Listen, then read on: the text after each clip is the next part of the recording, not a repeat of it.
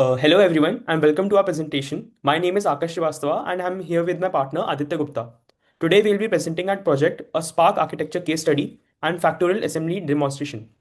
Over the next few minutes, we are going to explore what makes the Spark architecture a pioneering RISC design. We'll look at its unique feature and then move from theory to practice. We'll end with a live demonstration where we run a factorial program we wrote from scratch in the Spark assembly language. Now let's begin. On this side, we'll cover the basics of the Spark architecture. Spark, a scalable processor architecture, was developed by Sun Microsystems in the 1980s and became a key part of the RISC evolution. RISC, or Reduced Instruction Set Computer, focuses on using a small set of simple instructions that execute very quickly, often in a single clock cycle. Spark follows this with a load/storage design, meaning only a load and storage instructions access memory, while all other operations use registers. It features a large 128 register file, but only 32 are visible to a program at once. Its most notable innovation is the hardware register window mechanism, which makes function calls extremely fast and efficient. This will be our main focus next. Building on that philosophy, this slide highlights the three pillars on the Spark instruction set architecture. First, it's fixed fixed length design. Every Spark instruction is exactly 32 bits long. This simplicity, unlike various variable length CISC instructions, make fetching and decoding much faster and more predictable. Second, the register system, Spark's signature feature, although it has 128 registers in total, any function can access only 32 at a time, a setup known as a register window. During a function call, the hardware instantly shifts this window to a new set of registers, removing the need to save and restore data to memory, which greatly speeds up execution. Finally, flexible addressing supports different ways to locate data, immediate values, offsets, or register-based addresses, giving programmers both efficiency and flexibility. Next, we'll move the register windows in more detail. So we have discussed the Spark instruction set. Those simple 32-bit commands. Now let's look at how the processor actually executes them with high performance. Spark uses a 5-stage instruction pipeline shown on the left. Think of this like an assembly line for instructions. Instead of completing one instruction at a time, the processor works on 5 simultaneously, each at a different stage. Stage 1 is fetch, where the CPU retrieves the next instruction from memory using the program counter. Stage 2 is decode, where the hardware identifies the instruction type and reads the required register values. Stage 3 is execute, is where the ALU performs the actual operation like addition or comparison. Stage 4 is memory, handles loads and stores instruction reading from or writing to memory. And stage 5 is write back, stores the final result into the destination register. This streamlined pipeline is the key to Spark's RISC performance.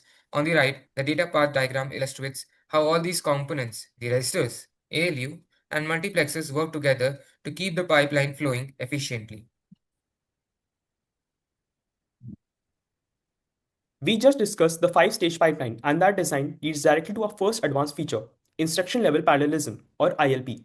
By processing multiple instructions at different pipeline stages at once, fetching one, decoding another, and executing a third, Spark keeps the hardware busy and boosts performance without increasing clock speed, saving both power and heat.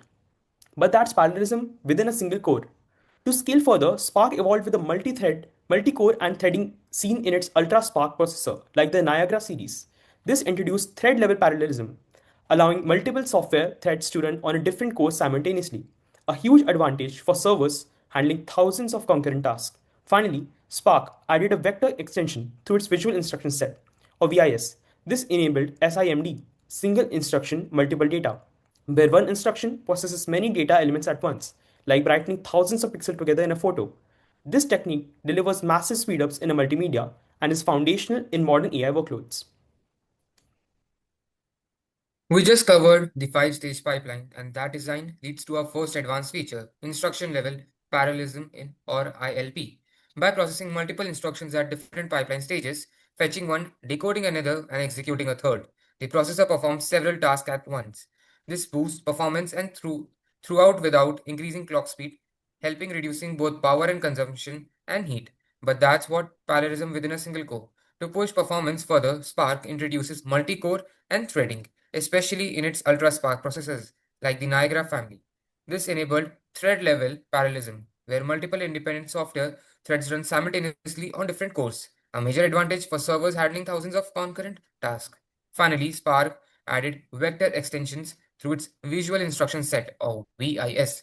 This brings SIMD or single instruction, multiple data. Imagine editing a photo. Instead of writing each pixel individually, one SIMD instruction processes many pixels together, delivering massive speedups for graphics, multimedia, and even modern AI workloads. So, what is ultimate legacy of the Spark architecture?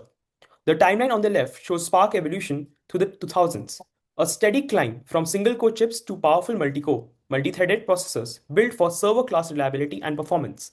But its historical significance, shown on the right, is even greater.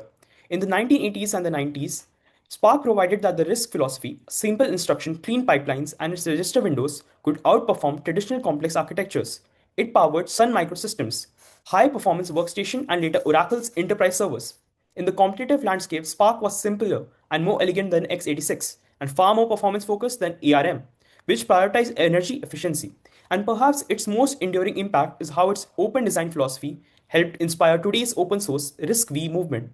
This concludes the case study portion. We have explored why Spark was so efficient, and next we will see that efficiency in action.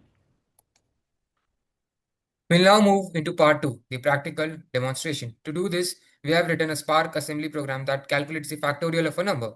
We choose this example because it perfectly demonstrates the core Spark concepts we discussed. Our code highlights three key areas. First, recursive function calls, implemented using the save and restore instructions. These manage the register windows automatically, enabling fast and efficient nested calls. Spark signature feature. Second, arithmetic operation using integer multiplication and division instructions, mults and UDVX, to compute the factorial. You'd also see parameter passing through the percentage %i input and percentage %o output registers. Finally, the system interface at the end. A trap instruction performs a system call that allows the program to exit cleanly. Before we run the code, this is the simple three-step process we will follow in the terminal to compile and execute it. First is assembly. We'll use Spark 64 Linux as an assembler. This tool takes a human-readable text file, factorial.s, and converts it into a machine-readable object file, factorial.o.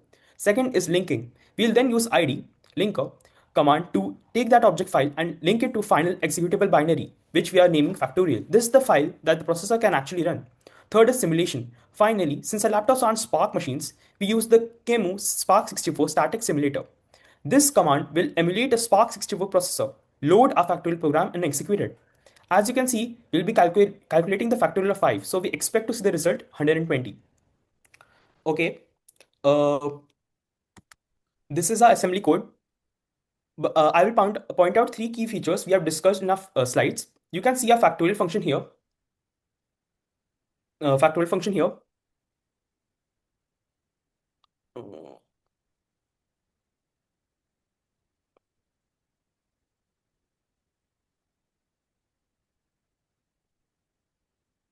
Inside the function, it calls itself. This is recursion.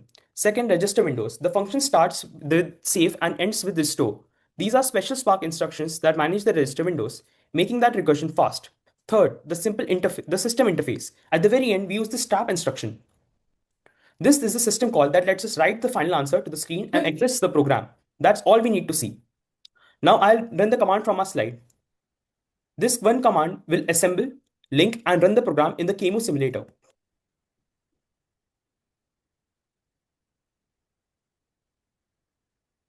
And there is it. Output 120. The program ran successfully and calculated the factorial of 5.